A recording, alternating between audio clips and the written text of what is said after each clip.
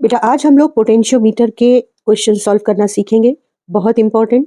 Almost every year one question is being asked and my observation is कि बच्चे potentiometer के questions में confuse होते हैं। तो मैं पोटेंशियोमीटर के बेसिक से शुरू कर रही हूँ कि इस एक सवाल को देखने के बाद आई होप कि आप उसकी प्रॉब्लम्स में बहुत कम डिफिकल्टी लेवल फील करेंगे।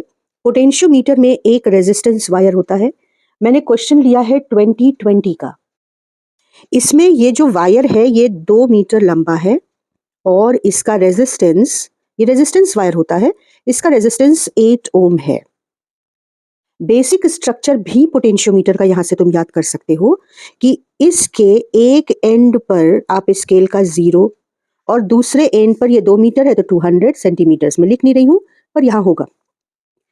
ए एंड से इसको एक स्ट्रॉन्ग बैटरी से कनेक्ट करते हैं और बैटरी के पॉजिटिव टर्मिनल से एक रेजिस्टेंस वायर जिसका वो एंड जहां 0 लिखा है स्केल का, वो बैटरी के पॉजिटिव टर्मिनल से कनेक्ट होता है। क्वेश्चन में ये 4 वोल्ट और इसका जो इंटरनल रेजिस्टेंस है वो 1 ओम है। एक वेरिएबल रेजिस्टेंस यूज करेंगे जिससे आप इस सर्किट को जो मैंने अभी तक बनाया है, ये सर्किट पूरा, इसमें आप करंट को चेंज कर सके, इस वेरिएबल रेजिस्टेंस को चेंज करके। क्वेश्चन में इसकी वैल्यू 7 ओम है। इसको कहते हैं ड्राइविंग सर्किट। ये वाला पार्ट पोटेंशियोमीटर के किसी भी सर्किट का मेन पार्ट है जो हमेशा सेम रहेगा। एक रेजिस्टेंस वायर जिसकी लेंथ 1 मीटर से 10 मीटर 15 मीटर तक कुछ भी हो सकती है, ये एक रेजिस्टेंस वायर होता है तो इसका रेजिस्टेंस भी आपको न्यूमेरिकल में दिया जा सकता है। इसके बाद इसका एक एंड बैटरी के पॉजिटिव टर्मिनल से लगा होता है और जो एंड पॉजिटिव टर्मिनल से लगा होता है वहां स्केल का 0 होता है जहां से हम डिस्टेंस मेजर करेंगे और निगेटिव टर्मिनल बी से कनेक्टेड रहता है with help of a variable resistance. इसके बाद जो सर्किट बनता है वो सेकेंडरी सर्किट कहलाता है। वो अगर ईएमएफ का कंपैरिजन हो रहा है तो अलग होगा, अगर इंटरनल रेजिस्टेंस को मेजर करने के लिए पोटेंशियोमीटर का यूज हो रहा है तो अलग होगा। 2020 के क्वेश्चन में यहाँ पर जो सेकेंडरी सर्किट है वो एक सेल से कनेक्टेड है जो 1.5 वोल्ट का ईएमएफ रखता है और 2 ओम का इंटरनल रेजिस्टेंस रखता है। इसके बाद सेकेंडरी सर्किट में हमेशा एक गैल्वेनोमीटर कनेक्टेड होगा। वो गैल्वेनोमीटर वो लेंथ आपको पाने में मदद करेगा जिस पर गैल्वेनोमीटर 0 रीड करेगा। मतलब आप इस गैल्वेनोमीटर से एक जॉकी को कनेक्ट करेंगे जिस पॉइंट पर यहाँ का पोटेंशियल यहाँ के पोटेंशियल के बराबर हो जाता है, तब इस ब्रांच से पूरी कोई करंट फ्लो नहीं करती। लेकिन इसका मतलब ये नहीं कि सर्किट में करंट फ्लो नहीं कर रही है। ये जो मेन सर्किट है, ड्राइविंग सर्किट, प्राइमरी सर्किट, इससे बराबर करंट फ्लो कर रही है लेकिन इस ब्रांच से कोई करंट फ्लो नहीं करेगी। और ये आपको कैसे मिलता है?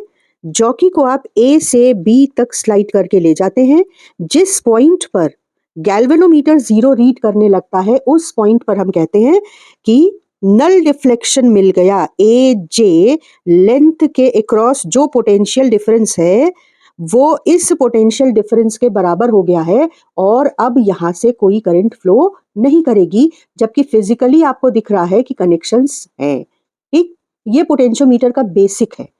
दूसरे नंबर पे बेसिक पॉइंट आता है कि पोटेंशियोमीटर वर्क करता है पोटेंशियल ग्रेडियंट के कॉन्सेप्ट पर। मतलब जब इस ब्रांच में कोई करंट फ्लो नहीं कर रही है तब रीडिंग लेते हैं। तो उस वक्त सिचुएशन क्या होती है कि सिर्फ इस वाले सर्किट में करंट फ्लो कर रहा होता है। जो भी करंट फ्लो कर रहा होता है वो इस ए बी के अक्रॉस रेजिस्टेंस के according I into R potential drop create करता है, पोटेंशियल डिफरेंस ए और बी के बीच क्रिएट करता है। उसे हम आई जो कि इसमें फ्लो कर रही है इनटू आर जो ए बी का रेजिस्टेंस है उससे कैलकुलेट करते हैं कि ए बी के क्रॉस कितना पोटेंशियल डिफरेंस है। फिर उस पोटेंशियल डिफरेंस को हम इसकी लेंथ से डिवाइड कर देते हैं। तो हम कहते हैं कि जब हम ए से बी की तरफ चलेंगे तो हर यूनिट लेंथ पर, जैसे हर 1 सेंटीमीटर पर कितना पोटेंशियल नीचे गिर जाएगा, potential change per unit length is called potential gradient. तो सबसे पहला कि भाई पोटेंशियोमीटर कैसी डिवाइस है? जो कोई दो पॉइंट के बीच पोटेंशियल डिफरेंस मेजर करने के काम आती है। तो ये तो वोल्ट मीटर भी करता है, लेकिन वोल्ट मीटर करेक्ट रीडिंग नहीं देता है कुछ वजहों से, जिसे हम अलग से डिस्कस करेंगे। पोटेंशियोमीटर सेंसिटिव होता है और करेक्ट रीडिंग देता है। तो पोटेंशियोमीटर किस प्रिंसिपल पर बेस्ड है? पोटेंशियोमीटर बेस्ड है पोटेंशियल ग्रेडियंट के प्रिंसिपल पर। तो पोटेंशियल ग्रेडियंट क्या है? पोटेंशियल ग्रेडियंट है ए बी वायर के अक्रॉस जो पोटेंशियल डिफरेंस क्रिएट हुआ है, उसको अगर आप ए बी वायर के लेंथ से डिवाइड कर दें तो पोटेंशियल ग्रेडियंट मिलता है। मतलब change in potential per unit length is potential gradient, जिसको हम के अल्फाबेट से रिप्रेजेंट करते हैं। तो potential difference across A B divided by length of A B. Potential difference कैसे कैलकुलेट करते हैं? हमेशा ध्यान रखना, आपको सेकेंडरी सर्किट के बारे में कुछ नहीं सोचना है पोटेंशियल ग्रेडियंट कैलकुलेट करते समय। आप बस इस सर्किट को सॉल्व करिए। ये रहा ईएमएफ, एक ओम का रेजिस्टेंस है, एक 7 ओम का रेजिस्टेंस है, और इस सर्किट में 8 ओम का रेजिस्टेंस है, और ये सब सीरीज में है। इस 1 ओम के रेजिस्टेंस को, जो कि इंटरनल रेजिस्टेंस है, यहाँ पर हम साथ में लगा देते हैं। तो 1 ओम प्लस 7 ओम 8 ओम, 8 ओम प्लस 8 ओम 16 ओम्स।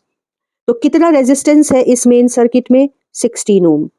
कितना पोटेंशियल डिफरेंस बैटरी दे रही है? 4 वोल्ट। तो करंट होता है ईएमएफ ऑफ द बैटरी। बच्चों को ईएमएफ क्या है, टर्मिनल वोल्टेज क्या है, कंफ्यूजन होता है। मैं आपको बता दूं बेटा, ध्यान से सुनो।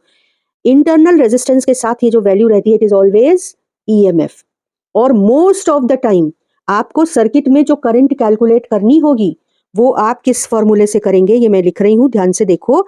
EMF अपॉन टोटल रेजिस्टेंस, यानी 4 वोल्ट अपॉन 1 प्लस 7 प्लस 8 16 ओम।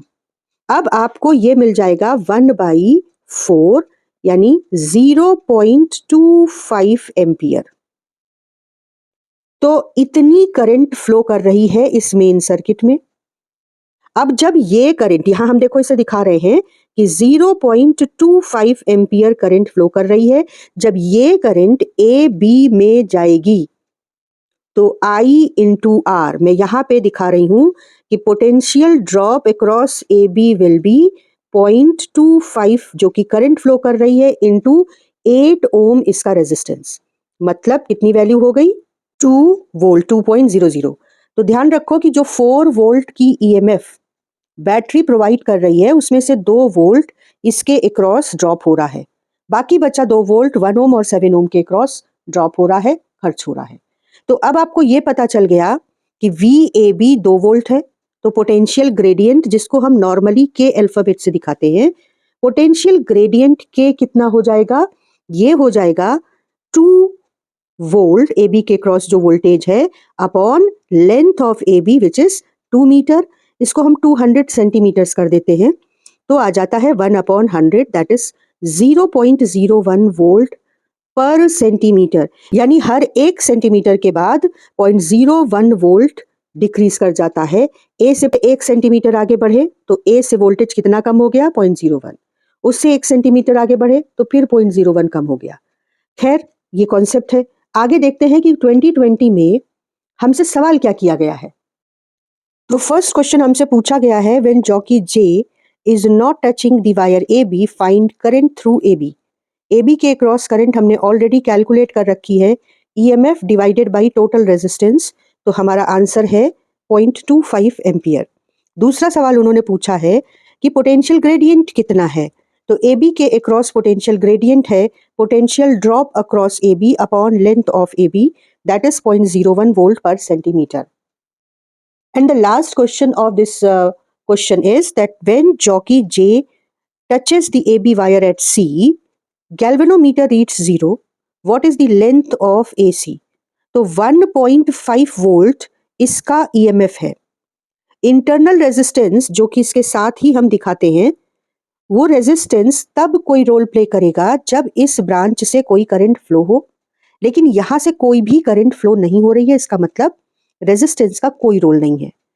तो इन दोनों टर्मिनल के बीच जो पोटेंशियल डिफरेंस है, वो सेम पोटेंशियल डिफरेंस इन दोनों पॉइंट्स के बीच होगा, दैट इज 1.5 वोल्ट।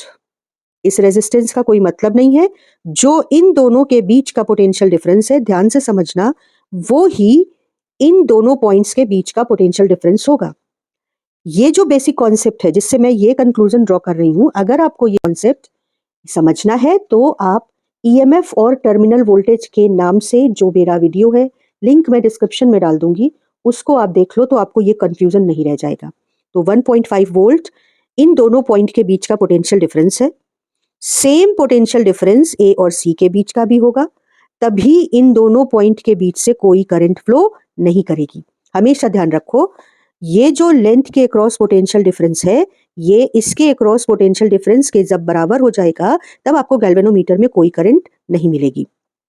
कैसे पता करेंगे इस लेंथ को? सिंपल, पोटेंशियल ग्रेडियंट को इस लेंथ से मल्टीप्लाई करें तो इसके अक्रॉस का पोटेंशियल डिफरेंस मिलता है। पहले मैं इतना हिस्सा लिख देती हूं कि potential difference across this length AC is equal to potential gradient into length of this part AC।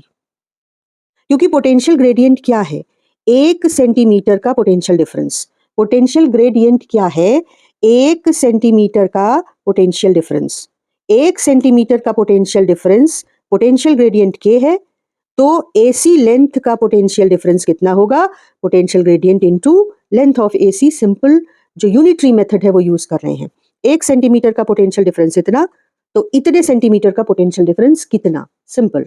तो पोटेंशियल ग्रेडियंट से जैसे ही आप ये नल डिफ्लेक्शन लेंथ कहते हैं, इसको मल्टीप्लाई करेंगे तो आपको इसके अक्रॉस का पोटेंशियल डिफरेंस मिल जाएगा। अब इसके अक्रॉस का पोटेंशियल डिफरेंस यहाँ पर 1.5 वोल्ट है, तो हमने लिखा 1.5 volt is equal to potential gradient. कितना आया था पोटेंशियल ग्रेडियंट? 0.01 वोल्ट पर सेंटीमीटर इनटू ये लेंथ AC हमको पता करने को कही गई है, तो AC लेंथ हो जाएगी 1.5 अपॉन 0.01। कितनी वैल्यू आ गई? 150 सेंटीमीटर, क्योंकि हमने पोटेंशियल ग्रेडियंट लिया था इतने वोल्ट पर सेंटीमीटर। तो जो हमारा आंसर आया वो भी किस में आया? सेंटीमीटर में। मीटर में अगर आप आंसर देना चाहें तो 1.5 मीटर्स हो जाएगा आंसर। तो लेंथ जिसके अक्रॉस नल डिफ्लेक्शन इसमें मिल रहा है वो लेंथ है 1.5 मीटर और पूरे वायर की लेंथ है 2 मीटर। ये है हमारा 2020 का पोटेंशियोमीटर पर जो क्वेश्चन पूछा गया था उसका एक्सप्लेनेशन। अगर कोई प्रॉब्लम है या आप फिजिक्स रिवाइज करना चाहते हैं मेरे साथ, तो ऑनलाइन मुझसे फिजिक्स पढ़ना चाहते हैं तो भी आप मेरे व्हाट्सएप नंबर पर मुझसे कांटेक्ट कर सकते हैं। मेरे सारे हैंड रिटन नोट्स, ये जो सॉल्यूशन मैं आपको दे रही हूँ, इनका PDF मेरे टेलीग्राम चैनल पर है और उसका लिंक आपको डिस्क्रिप्शन बॉक्स में मिल जाएगा। मेरे प्रैक्टिकल क्लासेस के वीडियोस से आपको बहुत फायदा हुआ। Thank you for such lovely comments. बहुत खुशी हुई मुझको एंड आई होप कि थ्योरी के एक्सप्लेनेशन से भी आपके थ्योरी की प्रॉब्लम्स आसान होंगी और आपका थ्योरी पेपर भी बहुत अच्छा जाएगा।